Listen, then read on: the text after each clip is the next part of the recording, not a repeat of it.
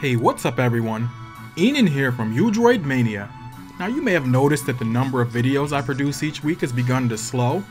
Well, that's because this year I'm going for quality over quantity, and I know that you can appreciate that. I've changed up my production workflow and I'm still getting used to things, so bear with me. Hopefully things will speed up in the coming weeks, but for now you can expect 1 to 2 videos weekly as I flesh out ideas. Anyway, enough of that stuff. Let's get to what you came here for, and that's to see what's on my phone. First, I got this bumper case here from Amazon for $3, and it's my favorite case, hands down. If you haven't seen my review video on it, I'll leave the link down below so you can check it out. I'm using Nova Launcher as my default launcher. It's been a long time favorite of mine, and that's because I think it truly allows me to unlock the power of Android without having to root my device. Nova Launcher is constantly being updated and it's really lightweight, coming in at 4.5 megs. You'll find that this launcher is very fast. It's got tons of configurable settings, which I really like, plus it's free in the Play Store. Starting from the bottom of my home screen, I've got my dock here, and I think the apps I have are pretty standard. I've got the Samsung phone dialer, messaging, the app drawer, Chrome, and the camera.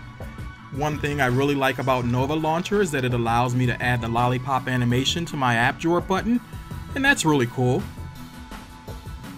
I keep my default home screen pretty clean, at least I think. I've got a folder where I keep all my favorite Google apps, and they're in order by most used, of course. I think that most of these are self-explanatory unless you're new to Android. On the right, keeping things balanced, I've got the Play Store. Yup, I'm in there daily. On my left home screen, first up I've got my alarm clock widget. As you guys know, I've got that long commute and I gotta get up early. Below that I have my Clean Master widget to release RAM and help keep my phone smooth and speedy like I like it. Lastly, I've got some shortcuts that I use most. I'm always making tweaks to my phone and I like having access to the Nova settings without having to go into the app drawer. Next to that I've got the toggle for my notification bar to turn it on and off. With this shortcut, I can expand my notifications menu. And then finally, I have the shortcut for my quick settings. On my right home screen, I keep my apps and folders arranged based on the ones I use the most frequently.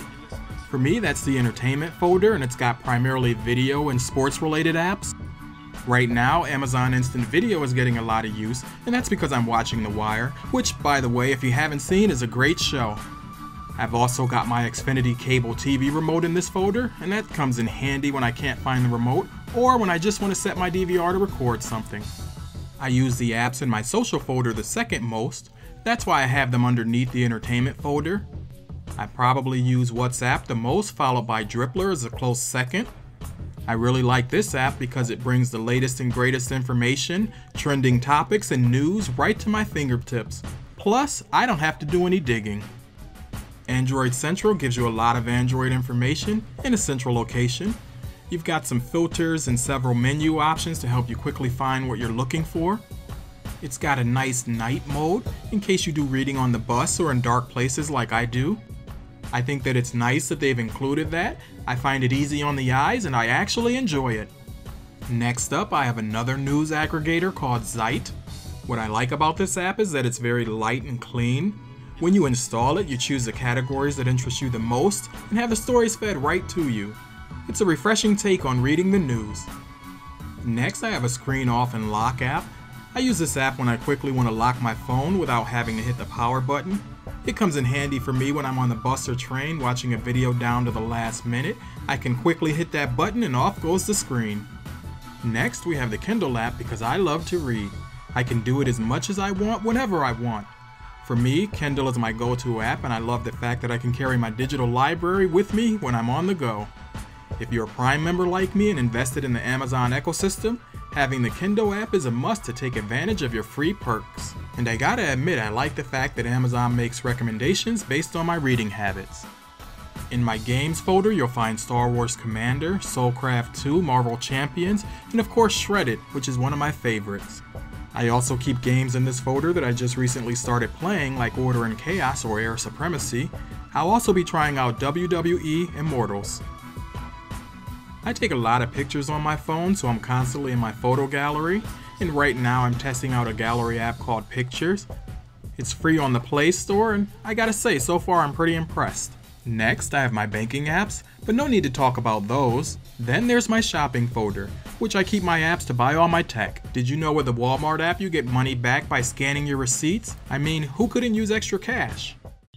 So that pretty much covers how I have my Note 4 set up for my daily use. I like to keep things simple and clutter-free, as you already may know. Being that I test and use so many different phones, I find this setup the best because it's easy to replicate across all my Android devices. I'll try to have all the links down below for the apps that I talked about in this video, but if I miss one or if you'd like to see a video going more in depth on any of the apps that I covered here, then leave that in the comments below to let me know. Okay Google, find you Droid Mania.